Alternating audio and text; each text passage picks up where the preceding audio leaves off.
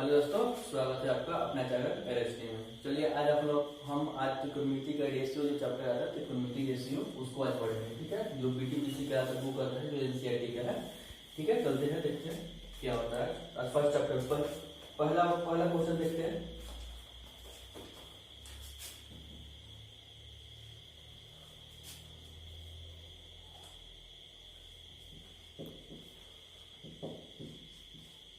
पूछना है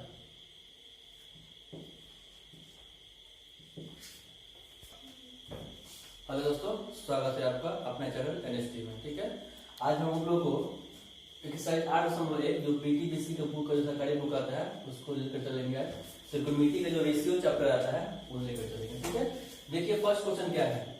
AB बराबर 24 सेंटीमीटर, BC बराबर 7 सेंटीमीटर। तो क्या क्या करना है देखते हैं। देखिए AB और A हम पहले बता चुके हैं। चलिए देखिए समझ आ रहा है ना। देखिए यहाँ डायग्राम बनाएंगे तो हम पहले बताए थे कि कौन सा त्रिभुज का त्रिकोणमितीय अनुपात होता है, समकोण त्रिभुज का बताया था ना। जो यहाँ पे थीटा कोण बनता है इसको ए लेते, इसके जो ये बोल रहा है ना उसके अनुसार लेंगे। ठीक है, जैसे मान लीजिए यहाँ पे क्या बोल रहा है, ए बी बोल रहा है, ए बी बराबर 24 सेंटीमीटर। तो मान लीजिए हम यहाँ पे ए लेते हैं और यहाँ पे बी, यहाँ पे सी ले लेते हैं। इस क्वेश्चन में दिया हुआ कौन समकोण कह रहा है, बी समकोण कह रहा है ना। क्वेश्चन देखिए, क्वेश्चन में क्या बोल रहा है, बी समकोण बोल रहा है। बी समकोण तो बी यहाँ समकोण हो गया ना। अब चलिए ए बी बराबर कितना बोल रहा है, 24 सेंटीमीटर। तो ए और बी, ए बी यही ना हुआ, कितना हो जाएगा 24 सेंटीमीटर। फिर क्या बोल रहा है बीसी, ये बीसी बोल रहा है ना, कितना है 7 सेंटीमीटर। अब चलिए त्रिकोणमितीय अनुपात में होता क्या है कि दो भुजा दिया हुआ है तो तीसरा भुजा का पहले मान ज्ञात कर लेंगे हम लोग। ठीक है, तो तीसरा भुजा यहाँ पे कौन है, एसी है ना। अच्छा हम पढ़ाए थे आप लोग को कि ये इसको हम क्या बोलते हैं, जब यहाँ पे थीटा कोण बनेगा इसे क्या कहेंगे, इसको और उसको कर्ण बोलेंगे। जिसे एस से डिनोट करते हैं, इसको बी से और इसको पी से करते हैं। ठीक है, तो ये बड़ी भुजा होती है तब बड़ा भुजा का मान क्या करना होता है तो क्या करते हैं, दोनों छोटा वाला भुजा है मतलब लंब है और आधार है, तो लंब के स्क्वायर प्लस आधार के स्क्वायर पे रूट निकालते हैं ना। तो यहाँ पर पहले लिख लेंगे क्या क्या इसमें दिया हुआ है। तो लिखेंगे दिया हुआ है, क्या दिया हुआ है देखिए ए बी। तो ए बी यहाँ पे क्या हो जाएगा, इसको लंब ले लें, लंब हो जाएगा ना, ए बी बराबर लंब हो जाएगा, जिसे हम पी बोल सकते हैं। अब पी का मान कितना दिया हुआ है, 24 दिया हुआ है।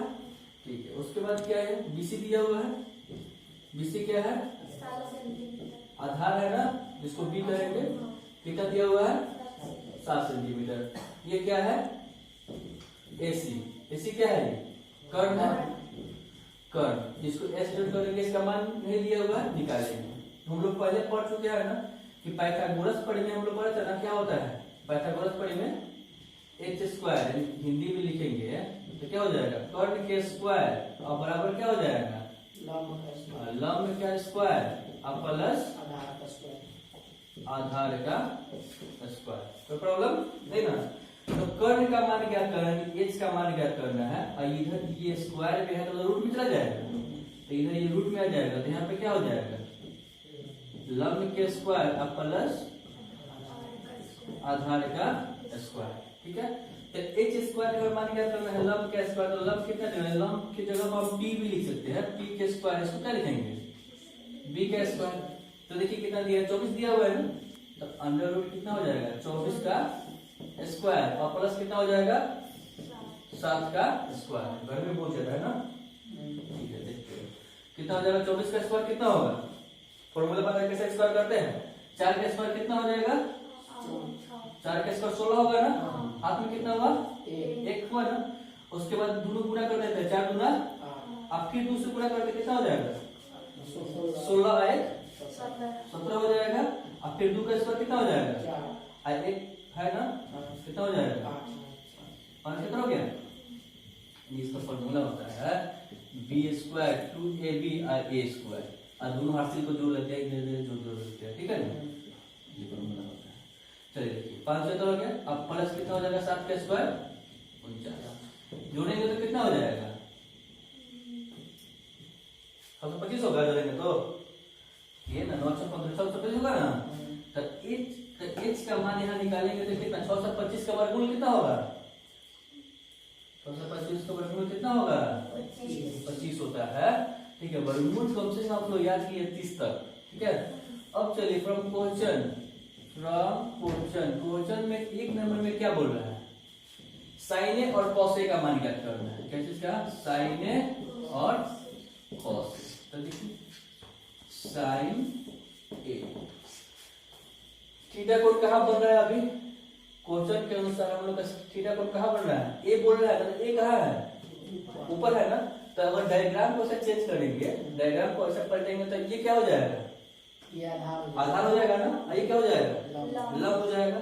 चलिए यहाँ पे जब आधार हो जाएगा ये तो देखिए साइन बराबर क्या होता है हम लोग क्या पढ़ते हैं साइन ए बराबर क्या साइन ए बराबर क्या पढ़ते हैं हम लोग बड़ा सा क्या होता है लंब बटा कर्ण होता है। थोड़ा पढ़िए आप लोग लंब बटा कर्ण होता है। तो लंब कितना है P और कर्ण कितना हो जाएगा H। अब यहाँ पे हम लंब बटा कर्ण देखें तो यहाँ पे लंब कौन हो जाएगा देखिए ये जो भुजा बननी है ना ऐसे सामने जो भुजा बनता है साइन का बात करेंगे तो जस्ट इसके सामने वाला जो भुजा होगी तो जस्ट इसके सामने वाला भुजा कौन है BC है ना BC और फिर क्या हो जाएगा कर्ण वही ना रह जाएगा कितना हो जाएगा कर्ण AC। देखिए BC का मान दिया हुआ कितना दिया हुआ है BC का मान 7 सेंटीमीटर और AC का मान AC का मान कितना दिया हुआ है 25 सेंटीमीटर। अच्छा नहीं दिया हुआ यहाँ पे AC का मान 25 नहीं ना AC का मान है तो कितना हो जाएगा 25। और इसमें क्या क्वेश्चन कर रहे हैं cos A तो cos A बराबर कितना हो जाएगा cos A बराबर तो cos A बात करेंगे cos A मान ये थीटा कोण यही ना बन रहा है तो cos A बात करेंगे तो अब ऐसे नहीं समझ पाया तो इसको डायग्राम को पलट देंगे। पलट देने का मतलब डायग्राम आपका ऐसे बन जाएगा। और चलिए अब A यहाँ पे बन जाएगा B यहाँ पे बन जाएगा और C यहाँ पे बन जाएगा। अब समझ में आ रहा है ये क्या हो जाएगा आधार हो जाएगा आई क्या हो जाएगा लंब हो जाएगा और ये क्या हो जाएगा कर्ण हो जाएगा। अब चलिए अब जब थीटा कोण यहाँ बन रहा है तो साइन ए कॉस ए बराबर क्या हो जाएगा आधार बटा कर्ण। कॉस ए बराबर क्या होता है आधार बटा कर्ण। तो आधार बटा कर्ण।